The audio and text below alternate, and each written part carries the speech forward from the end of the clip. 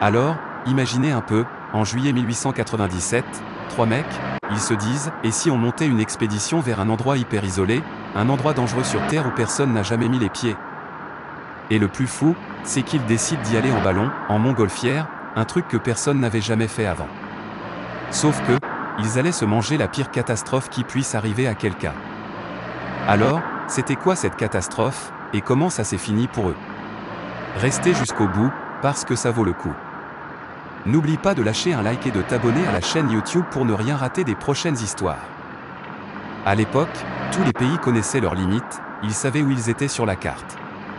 Mais, il restait encore 2 endroits sur la planète que personne ne connaissait vraiment, et y accéder, c'était carrément mission impossible. Le premier endroit, c'était le pôle Sud, où les gens commençaient tout juste à faire des expéditions, mais la plupart se terminaient par des accidents mortels ou des fins super mystérieuses. Quant au deuxième endroit, eh ben, c'était comme de l'autre côté de la Terre, le pôle Nord. Il y avait bien des expéditions qui tentaient d'y aller pour tout explorer et revenir, mais ils n'arrivaient jamais à vraiment s'aventurer loin ou à faire de grosses découvertes. Jusqu'à ce qu'une seule expédition arrive à choquer le monde entier. Cette expédition, dès le départ, il prenait des risques énormes, et bizarres, même. Au lieu de prendre les chemins classiques pour aller au pôle Nord, genre en bateau ou en traîneau tiré par des chiens, non. Là, un Suédois, il a décidé d'y aller en ballon. C'est l'histoire de ce gars, son aventure incroyable, il y a environ 150 ans. À cette époque, des expéditions partaient d'Amérique et de certains pays européens pour cartographier le pôle Nord, et ils arrivaient à faire quelques petites choses. Mais le problème, c'est que la Suède, qui est un pays européen, et à côté d'elle, il y a la Norvège, qui, elle, faisait plein d'explorations, et ben la Suède, en comparaison, n'avait absolument rien accompli.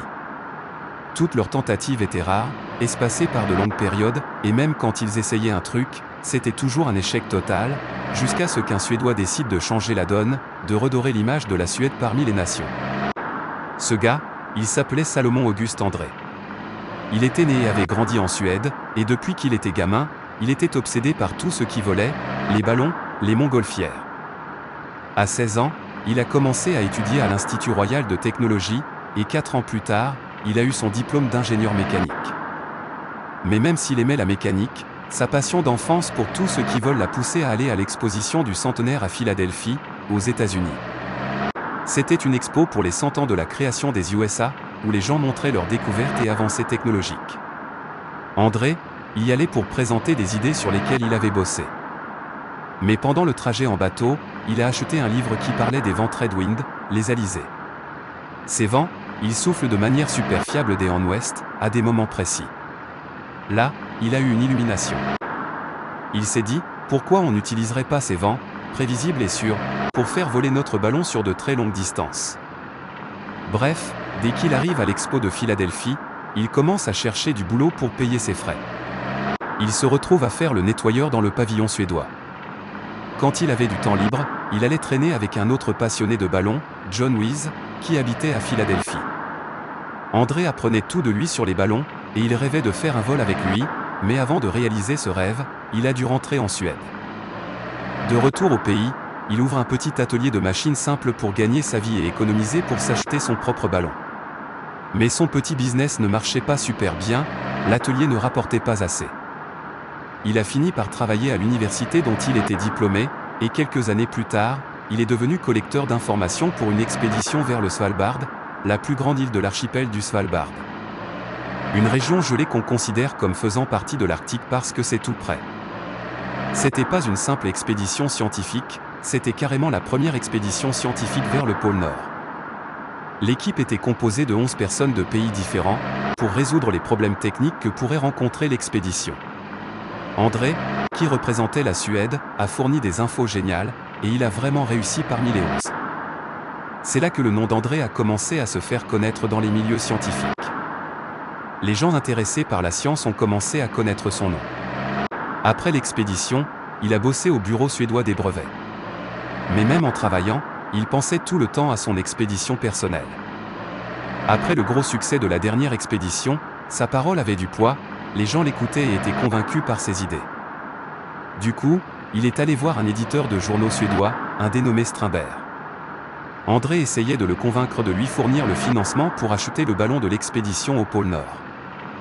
Il lui disait, cette expédition, ça va être une révolution pour la Suède, ça va être énorme pour le pays. Et il a réussi à convaincre l'éditeur, qui était super enthousiaste et qui a donné la somme qu'André voulait pour acheter le ballon. L'éditeur était même intéressé à ce que son journal ait les droits exclusifs sur l'histoire et les découvertes. Il a commencé à publier des articles, et les gens étaient de plus en plus excités. Bref, André achète enfin le ballon de ses rêves, qu'il appelle Svea, en suédois. Genre, la Suède va vous montrer de quoi on est capable. Il a fait plein de vols d'essai avec 9 vols où il a parcouru environ 1500 km. Même si le ballon avait l'air solide, un petit problème est apparu, mais avec un impact énorme, un effet papillon. Le problème, c'était en dessous, avec les cordes de direction. André n'arrivait pas à contrôler la direction du ballon. Donc, s'il partait pour l'expédition au pôle Nord, à une grande distance, il pouvait facilement se cracher sur une montagne ou amérir dans l'océan et se noyer sans pouvoir se sauver. Imaginez, pendant les essais, il a eu ce problème. Le ballon, le vent l'emportait, il a traversé la mer Baltique jusqu'à atteindre une plage en Finlande. Il a commencé à réfléchir à une solution. Le problème, c'était de bien contrôler le ballon. Il a eu l'idée d'attacher des cordes lourdes sous le ballon, sous la nacelle. En faisant ça, le poids du ballon serait plus important, et il pourrait le contrôler plus vite et plus facilement. Même si c'était pas scientifique et qu'il n'y avait aucune étude là-dessus, en fait, ça lui permettait de contrôler le ballon par vent fort. Pendant les vols d'essai, il ajoutait sans arrêt des inventions ou des idées qu'il avait eues pour mieux contrôler le ballon. Avec le temps, le skill d'André pour contrôler le ballon est devenu bien meilleur. Tellement qu'il avait même le luxe de prendre des photos tranquillement en vol, sans stress. Il photographiait les zones qu'il survolait, notait les données sur le vent et la météo. Il y a environ 130 ans, la Suède regardait juste sur le côté les explorations et voyages que faisaient les autres pays, au lieu d'y participer. Jusqu'à ce qu'ils voient la Norvège avancer et faire des découvertes, elle aussi. Ils ont décidé qu'ils devaient faire un coup d'éclat pour eux, dans le domaine de l'exploration, et passer en première place. Bien sûr, celui qui profitait de tout ce buzz, c'était André. Quand il a vu que son pays, la Suède, voulait être numéro 1 dans l'exploration du nord de l'Europe, qu'elle veuille être la première dans ce domaine, il s'est présenté comme le garant de ce projet. Il a dit qu'il pouvait mener une expédition et un voyage immense. Quand il a donné une conférence à l'Académie royale suédoise en 1895, il parlait de son expérience avec son ballon Sveae. Avec le charisme qu'il avait, il a réussi à convaincre des géographes et des météorologues de son voyage. Il n'était que quelques personnes devant lui pendant la conférence, mais il leur a dessiné le plan, le schéma de ce qu'il voulait faire voler son ballon à hydrogène au-dessus du pôle Nord. C'était pas juste une idée d'expédition, non. Si ça marchait, ça aurait été une révolution dans le monde du voyage en général. Le problème, c'est que son ballon, le Svea, était trop petit, pas assez puissant pour ce qu'il voulait faire. Mais là, on produisait le ballon parfait pour ce voyage, un ballon super fort et hyper efficace, fabriqué en France. Ce ballon, quand il a été testé, il a tenu plus d'1 an sans fuite d'hydrogène. Là, il faisait des sous-entendus, leur disant qu'il voulait l'acheter, mais qu'il n'avait pas l'argent. Il continuait son speech, leur disant que l'Arctique aurait un temps parfait pour leur expédition en été, que le soleil serait visible tout le temps, et qu'il pourrait enregistrer toutes les données. Il leur expliquait que son idée des cordes attachées sous le ballon pour l'aider à naviguer serait parfaite dans l'Arctique, où il y a rarement des plantes pour les accrocher et les bloquer. Après la conférence où il parlait avec les scientifiques et les géographes, il a réussi à convaincre tellement de monde que l'Académie royale lui a finalement donné le financement qu'il voulait, 130 000 couronnes. Ce qui équivaudrait à $1 million aujourd'hui.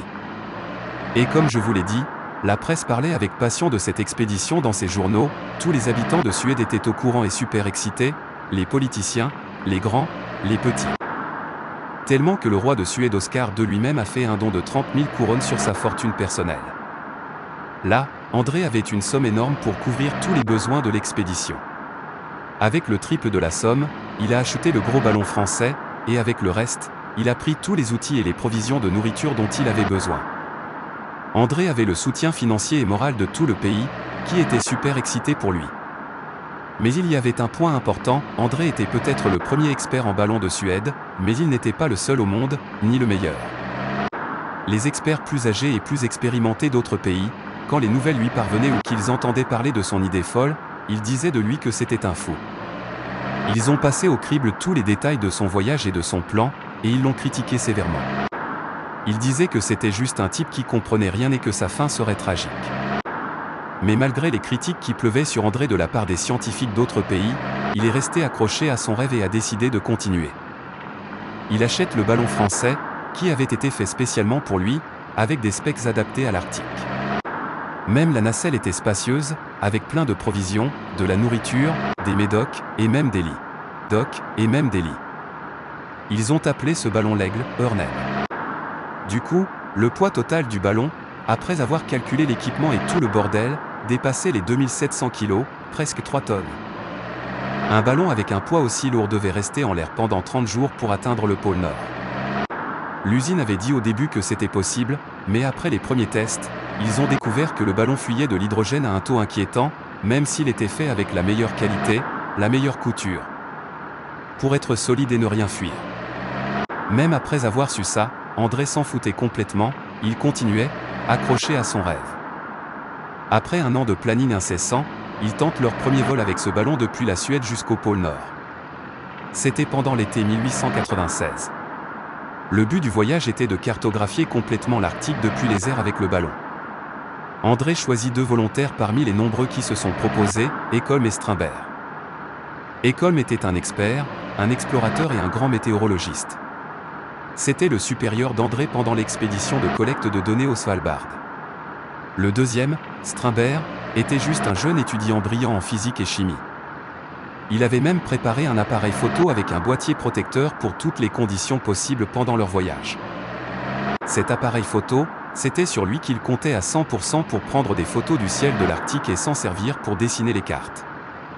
André et Strindberg étaient plutôt des théoriciens, pas des praticiens, contrairement à Ekholm, qui était un vrai explorateur sur le terrain.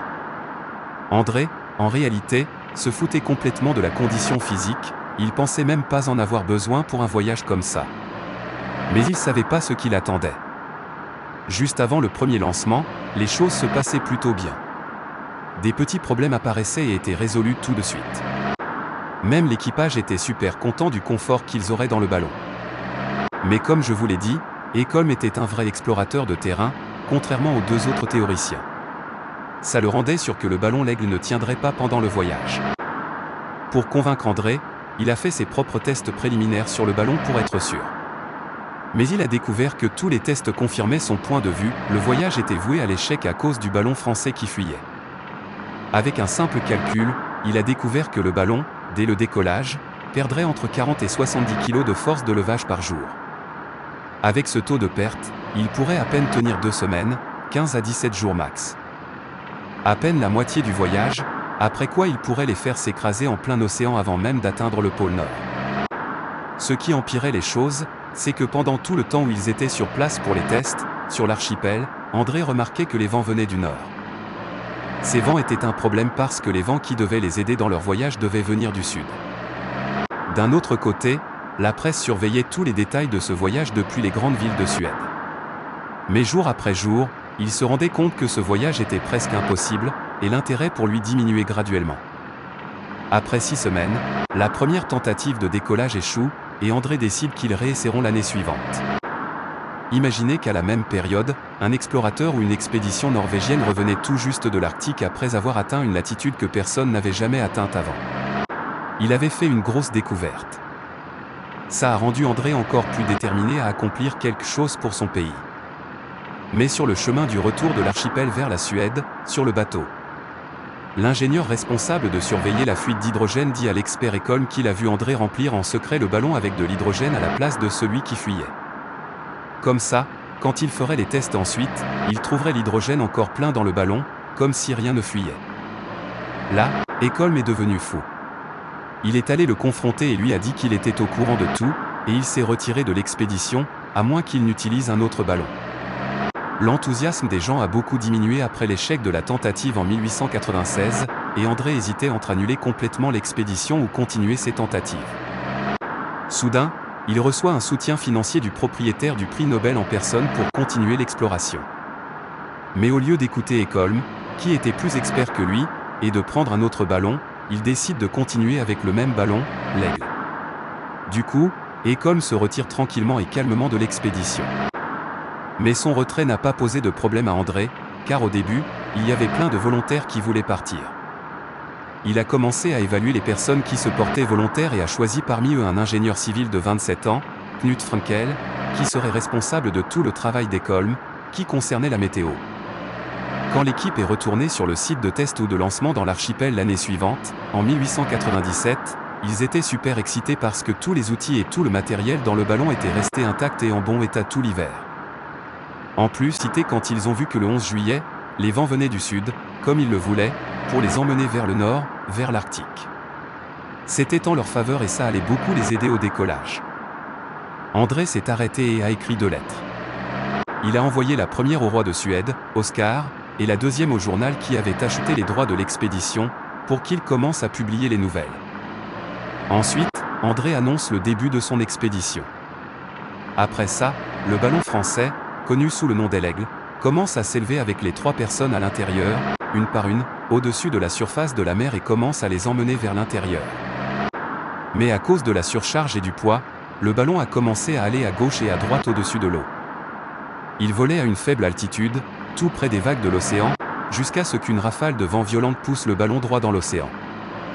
La nacelle où ils étaient n'était pas du tout stable, elle se balançait violemment de gauche à droite, tout près de l'eau, au point de presque la heurter et de couler. Les 3 personnes étaient projetées dans tous les sens avec la nacelle du ballon, et la peur commençait à envahir l'endroit. Ils étaient terrifiés. Même les cordes lourdes attachées à la nacelle qui maintenaient l'équilibre ont commencé à se rompre, même si elles étaient lourdes et solides. Et même si elles étaient super importantes pour garder l'équilibre, quand elles se sont rompues, ça a été comme une aubaine pour eux. Le ballon a commencé à se stabiliser un peu, le poids était parti, même si ça ne servirait plus à rien de contrôler le ballon s'il coulait. Et comme le poids des cordes qui étaient parties les faisait monter un peu plus haut au-dessus de l'eau, ça n'a pas suffi. Après un moment, ils ont été convaincus par cette idée et ont commencé à alléger le poids du ballon. Ils ont commencé à jeter des outils et des caisses de la nacelle. Au final, ils ont jeté presque 770 kilos. S'ils n'avaient pas fait ça, ils seraient inconnus maintenant, personne ne saurait rien d'eux, ils se seraient perdus ou auraient coulé au milieu de l'océan. Après avoir enfin allégé le ballon pour que son poids soit correct, il a commencé à s'élever avec eux jusqu'à atteindre 700 mètres au-dessus de l'océan. Même s'ils avaient enfin atteint une altitude correcte pour eux et que le ballon avançait et était stable, ils avaient de l'espace pour se reposer enfin et commencer à se concentrer sur leur expédition. Mais son retrait n'a pas posé de problème à André, car au début, il y avait plein de volontaires qui voulaient partir. Il a commencé à évaluer les personnes qui se portaient volontaires et a choisi parmi eux un ingénieur civil de 27 ans, Knut Frenkel, qui serait responsable de tout le travail d'Ekholm, qui concernait la météo. Quand l'équipe est retournée sur le site de test ou de lancement dans l'archipel l'année suivante, en 1897, ils étaient super excités parce que tous les outils et tout le matériel dans le ballon étaient restés intacts et en bon état tout l'hiver. En plus, ils étaient encore plus excités quand ils ont vu que le 11 juillet, les vents venaient du sud, comme ils le voulaient, pour les emmener vers le nord, vers l'Arctique. C'était en leur faveur et ça allait beaucoup les aider au décollage. André s'est arrêté et a écrit 2 lettres. Il a envoyé la première au roi de Suède, Oscar, et la deuxième au journal qui avait acheté les droits de l'expédition, pour qu'il commence à publier les nouvelles. Ensuite, André annonce le début de son expédition. Après ça, le ballon français, connu sous le nom d'Aigle, commence à s'élever avec les 3 personnes à l'intérieur, une par une, au-dessus de la surface de la mer et commence à les emmener vers l'intérieur. Mais à cause de la surcharge et du poids, le ballon a commencé à aller à gauche et à droite au-dessus de l'eau. Il volait à une faible altitude, tout près des vagues de l'océan, jusqu'à ce qu'une rafale de vent violente pousse le ballon droit dans l'océan. La nacelle où ils étaient n'était pas du tout stable, elle se balançait violemment de gauche à droite, tout près de l'eau, au point de presque la heurter et de couler. Les 3 personnes étaient projetées dans tous les sens avec la nacelle du ballon, et la peur commençait à envahir l'endroit. Ils étaient terrifiés. Même les cordes lourdes attachées à la nacelle qui maintenaient l'équilibre ont commencé à se rompre, même si elles étaient lourdes et solides. Et même si elles étaient super importantes pour garder l'équilibre, quand elles se sont rompues, ça a été comme une aubaine pour eux. Le ballon a commencé à se stabiliser un peu, le poids était parti, même si ça ne servirait plus à rien de contrôler le ballon s'il coulait. Et comme le poids des cordes qui étaient parties les faisait monter un peu plus haut au-dessus de l'eau, ça n'a pas suffi. Après un moment, ils ont été convaincus par cette idée et ont commencé à alléger le poids du ballon. Ils ont commencé à jeter des outils et des caisses de la nacelle. Au final, ils ont jeté presque 770 kilos. S'ils n'avaient pas fait ça, ils seraient inconnus maintenant, personne ne saurait rien d'eux, ils se seraient perdus ou auraient coulé au milieu de l'océan. Après avoir enfin allégé le ballon pour que son poids soit correct, il a commencé à s'élever avec eux jusqu'à atteindre 700 mètres au-dessus de l'océan. Même s'ils avaient enfin atteint une altitude correcte pour eux et que le ballon avançait et était stable, ils avaient de l'espace pour se reposer enfin et commencer à se concentrer sur leur expédition. Mais la comédie noire, c'est que le ballon était maintenant trop léger. Il volait à une altitude trop élevée, et en plus, l'hydrogène fuyait. Il se consumait beaucoup plus vite après être monté si haut, ce qu'il n'était pas censé faire. Après environ 10 heures de vol sans incident, avec des conditions calmes mais une fuite d'hydrogène continue en grande quantité, les problèmes ont commencé. Les 42 heures suivantes ont été horribles, pleines d'accidents, et le ballon s'est rapproché de l'eau. Il a commencé à percuter violemment la surface de l'eau. Ils ont dû jeter des choses du ballon pour l'alléger à nouveau et qu'il vole avec eux. Mais avec ces impacts sur l'eau, une masse glacée s'est formée sous la nacelle du ballon. Bien sûr, ça a ajouté un poids énorme au ballon et a causé l'impact final. C'était le 13 juillet, seulement 2 jours après leur décollage. Mais ils ont eu de la chance, quand le ballon descendait vers eux, il descendait graduellement, doucement. Quand ils se sont posés sur la zone glacée, ils ont trouvé que la plupart de leur équipement, leurs outils, et même leur nourriture étaient en bon état, rien n'était arrivé. Malheureusement, il n'y avait aucun moyen de remplacer l'hydrogène manquant dans le ballon, et aucune chance de pouvoir redécoller. Mais ils avaient encore des idées et de l'espoir dans leur esprit. Ils étaient sûrs que des gens étaient partis à leur recherche après avoir vu leur décollage qui s'était mal passé. Ils étaient presque détruits au-dessus de l'océan. Il y avait aussi la presse qui surveillait leur décollage. André avait avec lui 4 pigeons voyageurs pour envoyer des messages, le moyen de transmission de l'époque. Celui qui pouvait livrer un message de détresse était l'un des 4. Malheureusement, il est arrivé sur un bateau de pêche, le Alken, mais il est arrivé trop tard, le temps était écoulé. André était maintenant dans un désert fait de glace pure, créé par Dieu, à environ 800 km de la zone de départ, Svalbard. Les 3 ont commencé à rassembler tous les outils qu'ils pouvaient prendre ou dont ils avaient besoin. Même s'ils avaient jeté beaucoup de choses, plus de 800 kg du ballon, à cause des quantités qu'ils avaient, ils ont pu sauver beaucoup d'équipements, d'armes et de munitions, ou même des outils de camping et des chaussures de neige. Et la nourriture aussi. L'idée d'avoir des choses pour les aider à survivre n'était pas un problème pour eux, car ils avaient beaucoup d'espace dans la nacelle du ballon avant le décollage et y avaient mis beaucoup de nourriture. La première chose qu'ils ont faite, c'est de préparer la tente où ils sont restés pendant une semaine entière. Ils planifiaient n'importe quelle idée pour sortir de cet endroit. Ils planifiaient, et ils n'avaient qu'une seule option, se rendre à l'un des 2 refuges que les premiers explorateurs avaient construits dans l'Arctique, dont les emplacements étaient connus sur les cartes. Les 2 refuges seraient le point où les équipes de sauvetage viendraient. Même s'ils s'attendaient à des expéditions de sauvetage, même en été, ils ont trouvé l'Arctique gelé autour d'eux. Normal, il est gelé. Ici, on parle des zones maritimes ou des zones où les bateaux et les navires naviguent. Pendant tout l'hiver, elles sont gelées et aucun bateau ou navire ne peut atteindre ces zones. Puisqu'elles sont actuellement gelées, cela signifiait qu'une expédition de sauvetage ne pouvait pas venir en bateau. Cela leur a fait comprendre qu'ils devaient bouger le plus vite possible et atteindre l'un des refuges pour que quiconque vienne les sauver. Le refuge le plus proche était tout au nord, mais ils ont décidé d'aller au 2e refuge, à l'est, parce qu'ils avaient des informations selon lesquelles ce refuge avait plus de provisions pour les aider. Mais le malheur qu'ils ne connaissaient pas, c'est que les cartes qu'ils avaient et qui indiquaient l'emplacement des refuges n'étaient pas vraies, elles étaient fausses.